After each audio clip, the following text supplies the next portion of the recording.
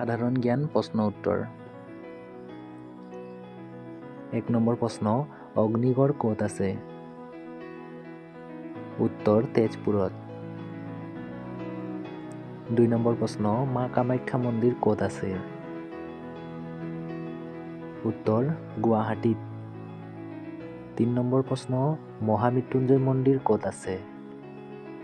উত্তৰ নগাঁৱত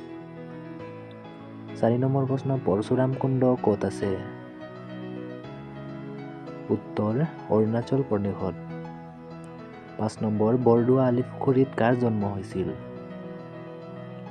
উত্তৰ শ্ৰীমন্ত শংকৰদেৱৰ জন্ম হৈছিল 6 নম্বৰ জয়সাগৰ পুখুৰী ক'ত আছে